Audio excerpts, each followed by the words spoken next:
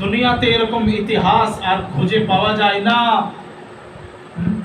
যে ইমাম হোসেন রাদিয়াল্লাহু তাআলা আনহু ময়দানে কারবালায় যে ইতিহাস একটা গড়ে দিয়ে গেলেন, ইতিহাসের প্রথম পান্নায় এই ইতিহাসের ময়দানে কারবালার ওয়াকিয়াটা লেখা থাকবে কাল কিয়ামত পর্যন্ত।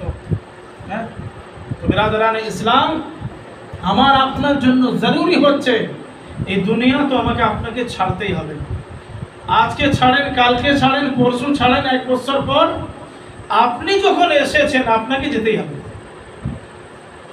আজ नहीं तो कल जाना तो पड़ेगा। ওই জন্য শায়ের ইসলাম বললেন, কিস তারাহ ইসলাম ফেলা ইয়া বুজুর্গোনে তেরে। ইসলাম তোমার কাছে কি করে এসেছে? किस तरह इस्लाम फैला या बुजुर्गों ने तेरे, तुझको सारा ही फसाना याद होना चाहिए। तुझको सारा ही फसाना याद होना चाहिए। এই ইসলাম তোমার কাছে আমার কাছে কি করে এসেছে এই সমস্ত হিস্ট্রি তোমার জানার দরকার আছে।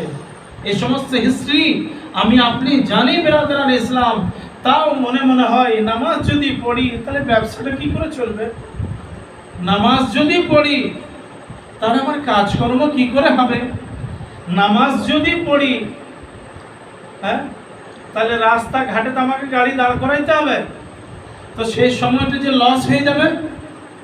নামাজ যদি আমি ফজর পড়তে যাই তাহলে সাঁইথিয়া থেকে সবজি কি করে আসবে।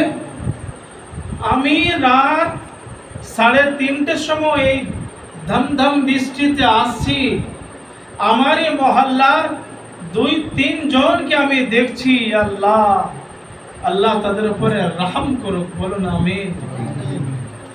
সেই লোকগুলোকে আমি দেখছি, আমাকে কিন্তু তারা আর সেই সময় চিনে না। আমি হেলমেট পরে আছি, ঝমঝম করে পানি হচ্ছে, দেখছি লুঙ্গি তুলে আছে আর মাথার উপরে ছাতা, লুঙ্গি তুলে আর মাথার উপরে ছাতা, আর এই পানিতে চলে যাচ্ছে। আমার মন হলো আল্লাহ, হ্যাঁ আমার নালে ডিউটি, আমাকে না হলে নামাজ পড়াইতেই হবে। কেন এই বর্ষার সময় যদি কেউ না আসে ফজরের, আমাকে আজান দিতেই হবে আর আমাকে নামাজটা পড়াইতেই হবে। ওই পরে আবার মনে মনে খেয়াল হলো, না তিলপাড়া ব্রিজে যদি পানি অনেক থাকে, তারপর মনে হলো গাড়ি ঘোড়াগুলো তো যাবে, তার পেছনে পেছনে আমি ঠিক চলে যাব। তো আপনি বিশ্বাস করেন, আমি রাত 3:30 ভোরে যখন আসছি, দেখছি আমার এই মহল্লার 3 জন লোক এই এত পানিতে মেঘ চমকাইছে, তাও দেখছি সাঁইথিয়ার হাট। আপনি বুঝতে পারছেন দুনিয়ার কত মহব্বত আছে। তার মানে আজকে যেন শাক সবজি ওয়ালা যদি না থাকে তা আমার সবজি বেশি বিক্রি হবে, আমার 2 টাকা ইনকাম হবে, কিন্তু বান্দা এই খেয়াল করে না যে এই মুহূর্তে যদি আমার ইন্তেকাল হয়ে যায় কিংবা রাস্তাতে আমার কিছু যদি অন্য কিছু হয়ে যায়, আমার উদ্দেশ্য কি, মকসদ কি, আমার দুনিয়া কামানোর তো উদ্দেশ্য জি, হ্যাঁ না আমার এই উদ্দেশ্য আছে যে না কাজী মহল্লায় যদি নামাজ পড়তে খানি লেট হয় তো এখানে পড়বো না, পেট্রোল নগরের মসজিদের নামাজ পড়ে তারপর আমি সাইড দিয়ে যাবো, এরকম উদ্দেশ্য আছে? যে নিজের মহল্লায় নামাজ পড়বে পেট্রোল নগরের মসজিদে নামাজ পড়বে জি? কেউ যদি খামাখায় বলে না না আমি নামাজ এখন ওই সাগরাস্তানে নামাজ পড়ে যাবে, কেউ আবার মাঝে মাঝে বলে বোর্ডিং পড়ে দেবে নামাজ পড়েছে, তার মানে শয়তান তার মাথাতে সওয়ার হয়ে গেছে। তার মানে এটা হচ্ছে তার হিলা আর বাহানা, তার মানে নামাজ ও পড়েই না। হাজি যে লোক নামাজি হবে সে তো নিজের মহল্লায় আগে নামাজ পড়বে না, পড়বে না?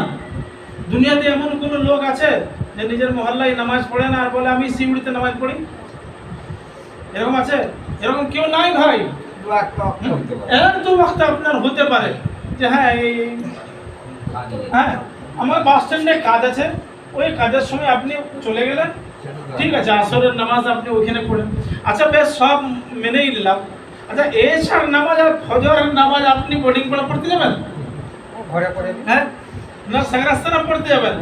কেউ পড়তে যায় না, তখন বলবে আমি ঘরেই পড়ি।